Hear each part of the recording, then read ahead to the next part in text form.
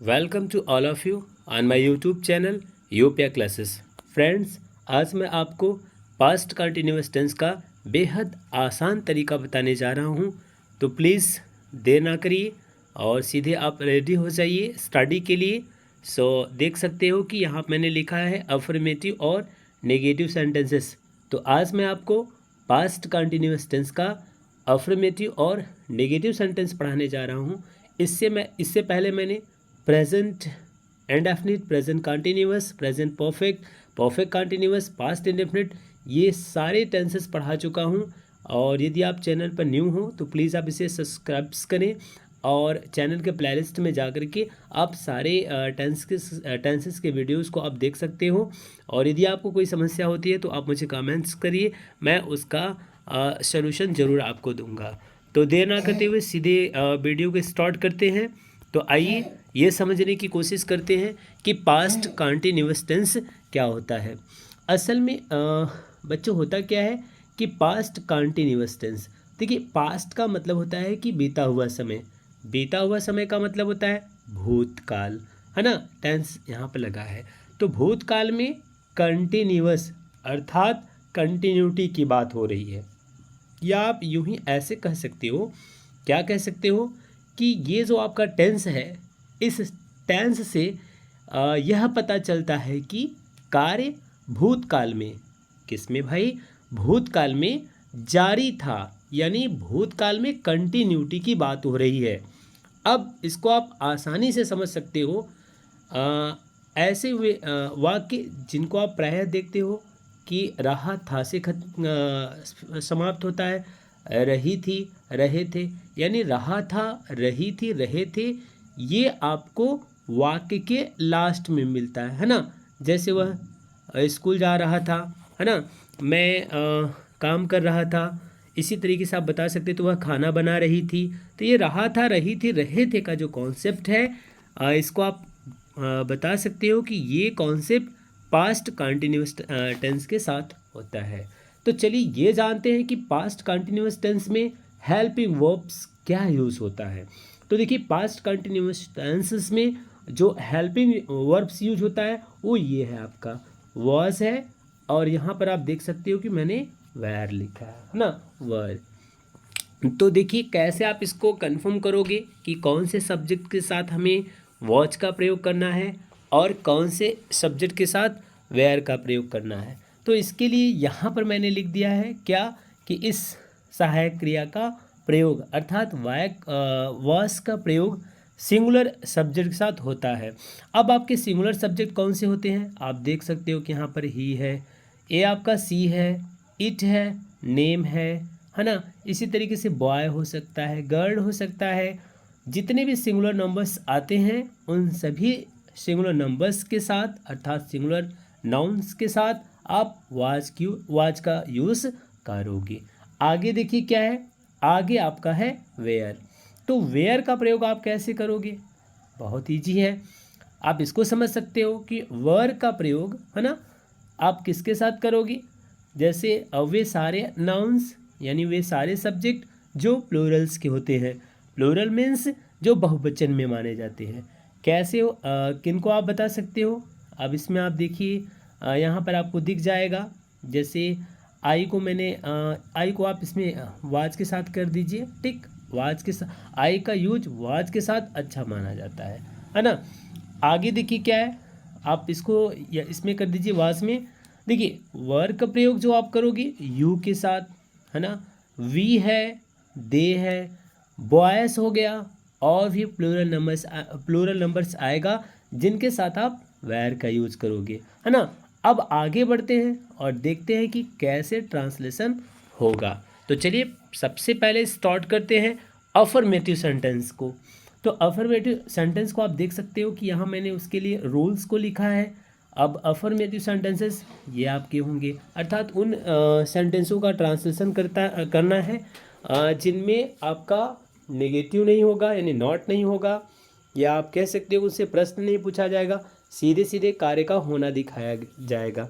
आप यहाँ पर एक सेंटेंस देख सकते हो कि मैं अपना काम कर रहा था, यह आपका अफर्मेटिव है। तो आइए ये जानने की कोशिश करते हैं कि इसका ट्रांसलेशन कैसे होगा। तो ट्रांसलेशन करने के लिए सबसे पहले ज़रूरी है कि आप सब्जेक्ट लिखो, है ना। यानी जो आपका वाक्य का सब्जेक्ट है सबसे पहले आपको उसको लिखना है और इसी सब्जेक्ट के अकॉर्डिंग आपको वाज या वेयर यूज करना है। उसके बाद I N G form of the verb, देखिए जहाँ कहीं भी कॉन्टिन्यूटी की बात होगी, है ना, कंटिन्यूअस टेंस की बात होगी, वहाँ पर आप आईएनजी फॉर्म्स का यूज़ करोगे। लास्ट में आपको ऑब्जेक्ट, कॉम्प्लीमेंट या अदर वर्ड्स को लगा लेना है ना। अब चलते हैं आगे और देखते हैं कैसे होगा ट्रांसलेशन। तो रूल्स आपके सामने हैं, सेंटेंसेस आपके सामने हैं। चलिए इसका ट्रांसलेशन करते हैं, इस रूल्स के अकॉर्डिंग ट्रांसलेशन करेंगे, है ना। तो करना क्या है, सबसे पहले सब्जेक्ट यूज करना है। आप देख सकते हो कि इसमें सब्जेक्ट आपका आई है ना। तो आई हो गया। अब आई के साथ अच्छा माना जाएगा आपका वॉज, इसी का यूज़ आप करिए, है ना। तो आई वॉच। अब आपको वर्ब की आईएनजी फॉर्म लगाना है। अब इसमें देखिए वर्ब है क्या भाई, मैं तो आपका सब्जेक्ट हो गया। और वर्ब की बात करें तो ये देखिए कर रहा था यानी करना यानी डूइंग। तो डू में आईएनजी जोड़ दीजिए। देखिए डू मतलब करना होता है, डी ओ, है ना। आप इसमें आईएनजी जोड़ देंगे तो डूइंग हो जाएगा। क्या हो जाएगा, डूइंग। तो ये आई वॉज डूइंग यानी आई सब्जेक्ट हो गया, वॉज आपका हेल्पिंग वर्ब और डूइंग वर्ब हो गया। और लास्ट में देखिए ऑब्जेक्ट या कॉम्प्लीमेंट लगाना है। यहाँ ऑब्जेक्ट के रूप में देखिए आपको मिल जाएगा ये काम। तो काम की इंग्लिश हो जाएगी वर्क, और वर्क मीन्स इसमें संबंध हो रहा है आई यानी माई, मेरा, अपना कह सकते हो आप। तो I was doing my work, मैं अपना काम कर रहा था। ये देखिए ये माई का मतलब तो मेरा होता है, मेरा का मतलब अपना। देखिए जब भी सब्जेक्ट आपका रहे आई रहेगा तो आप अपना यानी अपने की इंग्लिश माई लिखोगे, ही रहेगा तो हिज लिखोगे, सी रहेगा तो हर लिखोगे, है ना। यानी सब्जेक्ट के अकॉर्डिंग हम अपना की इंग्लिश डिसाइड करेंगे। आगे बढ़ते हैं और देखते हैं नेक्स्ट ट्रांसलेशन क्या है। अब देखिए नेक्स्ट ट्रांसलेशन यहाँ पर लिया गया है, रितिका स्कूल जा रही थी, है ना। अब रितिका स्कूल जा रही थी, अब आप क्लियर करो कि इसमें सब्जेक्ट क्या है ना। सब्जेक्ट आपका रितिका है, तो सबसे पहले आप सब्जेक्ट लिखोगे। चलिए यहाँ पर मैंने सब्जेक्ट लिख लिया, रितिका हो गया। अब हमें वाज या वेयर यूज करना होगा। तो रितिका सिंगुलर नंबर में आती है, इसलिए आप वाज का प्रयोग करो। तो रितिका वाज हो गई। अब आपको वर्ब की आईएनजी फॉर्म यूज करना है। तो अब इसमें वर्ब है क्या, जा रही थी, जाना यानी गो। आप इसमें आईएनजी जोड़ दीजिए, क्या हो जाएगा, गोइंग। तो रितिका वाज गोइंग और टू स्कूल यानी स्कूल आप लास्ट में एडजस्ट करोगे। आगे बढ़ते हैं, नेक्स्ट है क्या। अब नेक्स्ट आप देख सकते हो यहाँ पर लिया गया है, रूपाली बच्चों के साथ खेल रही थी। अब चलिए रूपाली की बात कर लेते हैं, यानी रूपाली आपका सब्जेक्ट है। नेक्स्ट बढ़ते हैं, कैसे ट्रांसलेशन होगा। आप देख सकते हो सब्जेक्ट की इंग्लिश सबसे पहले लिखनी है, फिर वॉज या वेयर आईएनजी फॉर्म, इस तरीके से आपको एडजस्ट करना है। तो रूपाली आपका सब्जेक्ट ये पहले नंबर पर हो गई, है ना। अब आपको क्या करना है, वॉज या वेयर का यूज़ करना है। अब देखिए रूपाली सिंगुलर नंबर्स में आएगी, है ना, तो इसको आप एडजस्ट कर लीजिए वाद के साथ। रूपाली हो गया और ये आपका वास। अब आगे क्या पढ़ना है, अब आपको आईएनजी फॉर्म लगाना है भाई वर्ब में। वर्ब इसमें देखिए खेलना यानी प्ले में आईएनजी जोड़ दीजिए तो प्लेइंग हो जाएगा। तो रूपाली वाज प्लेइंग। अब देखिए के साथ यह प्रेपोजिशन है, अब के साथ की इंग्लिश विथ हो जाएगा। तो रूपाली वाज प्लेइंग विद, और ये आपका चिल्ड्रेन, तो द चिल्ड्रेन आप लगा दीजिए, है ना, बच्चों के साथ, विद द चिल्ड्रन। तो Rupali was playing with the children. तो ये आपका हो गया ट्रांसलेशन। आगे बढ़ते हैं, नेक्स्ट देखते हैं क्या है। अब देखिए चौथा ट्रांसलेशन क्या है, बच्चे नाच रहे थे। तो बच्चे सब्जेक्ट हो जाएगा यानी द चिल्ड्रेन, और ये बहुवचन में है तो वेयर लगा दीजिए। अब आपको आईएनजी लगाना है, डांस की बात हो रही है, वर्ब आपका डांस है, तो द चिल्ड्रेन वेयर डांसिंग, आपका ट्रांसलेशन हो गया। नेक्स्ट बढ़ते हैं, पांचवा देखते हैं क्या है। वे तुम्हारा इंतजार कर रहे थे। वे अर्थात सब्जेक्ट वे है, तो आप क्या लगाओगे, दे, है ना, दे हो गया। फिर आप दे के साथ वेयर लगाओ, है ना, ये वेयर हो गया, दे वेयर। अब आईएनजी फॉर्म लगाना है, इसमें क्या था, आईएनजी किस में लगेगा, वेट करना अर्थात इंतजार करना, ये आपका वर्ब है। तो दे वेयर, वेट में आईएनजी लगा देंगे तो क्या हो जाएगा, वेटिंग, दे वेयर वेटिंग। और तुम्हारा, तुम्हारा मीन्स क्या, फॉर यू, तो दे वेयर वेटिंग फॉर यू। तो बच्चों ये आपका हो गया, दे वेयर वेटिंग फॉर यू। यदि आप मेरे चैनल पर न्यू हो तो प्लीज़ आप इसे सब्सक्राइब्स करें और वीडियो को भी लाइक कर दें और अन्य बच्चों तक भी इसे आप शेयर करिए ताकि वे भी जो आपके फ्रेंड्स हैं उनको भी टेंस आ सके और वो भी टेंस को इजीली सीख सके। ठीक है ना। तो आगे बढ़ते हैं और देखते हैं कि नेक्स्ट सेंटेंसेस क्या है। चलिए सेंटेंस की वैरायटी बदल दी जा रही है, हमें अब नेगेटिव सेंटेंसेस को देखना है। तो चलिए नेगेटिव सेंटेंसेस में अंतर क्या होगा, अंतर आप थोड़ा सा करिएगा। जैसे अभी आप अफर्मेटिव को चेंज कर रहे थे, अब नेगेटिव को करना है। तो हेल्पिंग वर्ब जो आपका वर्स है वेयर है और इधर आईएनजी फॉर्म द वर्ब्स है, इसी के बीच आप ये नेगेटिव यानी नॉट लगा लीजिए, है ना। बाकी सब्जेक्ट हो गया, ऑब्जेक्ट हो गया, कम्प्लीमेंट्स, ये सब आपका सेम जैसे आप भी पढ़ रहे थे अफर्मेटिव में उसी तरह रहेगा।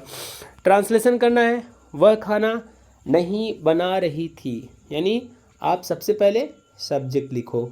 सब्जेक्ट क्या है, वह मीन्स क्या हो जाएगा, सी, यानी सी हो गया। अब सी के साथ वॉज लगेगा तो सी वॉज हो गया।